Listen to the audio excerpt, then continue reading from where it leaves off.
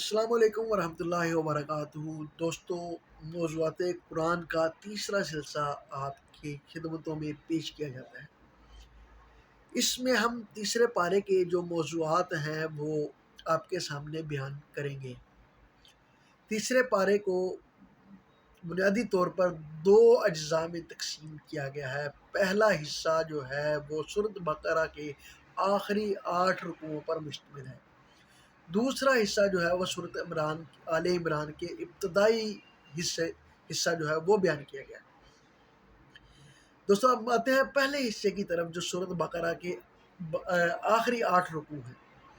ان میں اللہ پاک نے دو بڑی آیتیں وہ بیان فرمائی ہیں۔ دوسرے نمبر پہ دو نبیوں کا ذکر ہے۔ تیسرے نمبر پر صدقہ اور سود کے حوالے سے مفصل گفتگو ہوئی ہے۔ دو بڑی آیتیں سب سے پہلے نمبر پہ دو بڑی آیتیں آیت الکرسی پہلے نمبر پہ، جو فضیلت میں سب سے بڑی آیت ہے قرآن پاک۔ اس آیت میں اس اللہ تعالیٰ کا نام 17 مرتبہ جو ہے وہ ذکر ہوا ہے۔ دوسری بڑی آیت مدائنہ ہے، جو مقدار میں سب سے بڑی آیت ہے۔ اس میں تجارت اور قرض وغیرہ مذکور ہے۔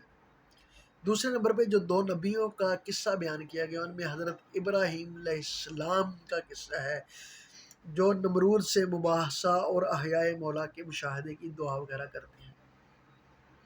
دوسرے جو نبی ہیں وہ حضرت عزیر علیہ السلام ہیں، جن کو اللہ پاک نے 100 سال تک موت دی رکھی اور اس کے بعد دوبارہ زندہ کیا، ان کو کچھ نشانیاں بیان کی۔ تیسرے نمبر پہ اس حصے میں جو سورۃ بقرہ کا آخری حصہ ہے، جس کے 8 رکوع ہیں، اس میں صدقہ اور سود کے حوالے سے گفتگو کی گئی ہے۔ صدقہ بظاہر تو انسان کو لگتا ہے کہ مال کم ہو رہا ہے، سود سے بظاہر لگتا ہے کہ مال بڑھ رہا ہے، لیکن در حقیقت صدقہ جو ہے اس سے مال بڑھتا ہے اور سود جو ہے اس سے مال کم ہوتا ہے۔ اس کے بارے میں اللہ پاک نے اس آیات میں، اس حصے میں بڑی واضح اور جامع انداز میں یہ اعلان فرما لیا ہے، سود کے حرمت کے حوالے سے اور صدقے کی فضیلتوں کے حوالے سے۔ اب آتے ہیں دوسرے حصے کی طرف، تیسرے پارے کے دوسرے حصے کی طرف، سورۃ آل عمران کا جو ابتدائیہ ہے۔ سورۃ آل عمران کو سب سے پہلے جو نسبت ہے وہ سورۃ بقرہ کے ساتھ مناسبت ہے۔ دوسرے نمبر پہ سورۃ آل عمران میں اللہ تعالیٰ نے کہ قدرت کے 4 مظاہر بیان ہوئے ہیں، 4 قصے بیان ہوئے ہیں۔ تیسرے نمبر پر سورۃ آل عمران کا جو یہ ابتدائی حصہ ہے، تیسرے پارے میں، اس میں اہل کتاب کے ساتھ مباحثہ، مباہلہ اور مفاہمہ جو ہے وہ بیان کیا گیا۔ چوتھے نمبر پہ انبیاء سابقین سے جو اللہ پاک نے عہد لیا تھا، اس عہد کے بارے میں بیان کیا جا رہا ہے۔ سورۃ بقرہ سے مناسبت جو ہے کہ دونوں صورتوں میں اللہ تعالیٰ نے قرآن کی حقانیت بیان فرمائی ہے۔ دونوں صورتوں میں اللہ نے اہل کتاب کے ساتھ گفتگو فرمائی ہے، اہل کتاب کو بیان فرمایا ہے۔ لیکن پہلے سورۃ بقرہ میں موضوع سخن زیادہ تر یہود کے ساتھ تھا، جبکہ سورۃ آل عمران میں موضوع سخن جو ہے وہ گفتگو جو ہے وہ زیادہ تر نصرانیت کے ساتھ، نصرانیوں کے ساتھ رہی۔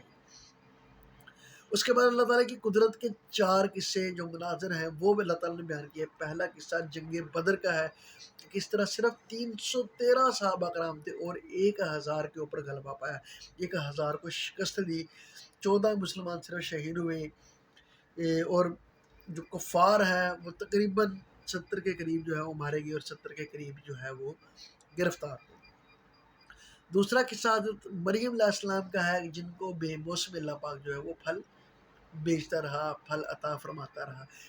یہ بھی اللہ تعالیٰ کی قدرت ہے، یہ معجزات ہے۔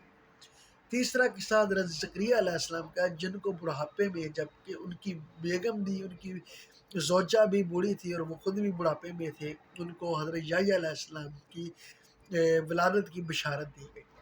چوتھا قصہ حضرت عیسیٰ ابن مریم علیہ السلام کا ہے، جن کو بغیر باپ کے اللہ پاک نے پیدائش کا جو ہے وہ مزدہ سنایا۔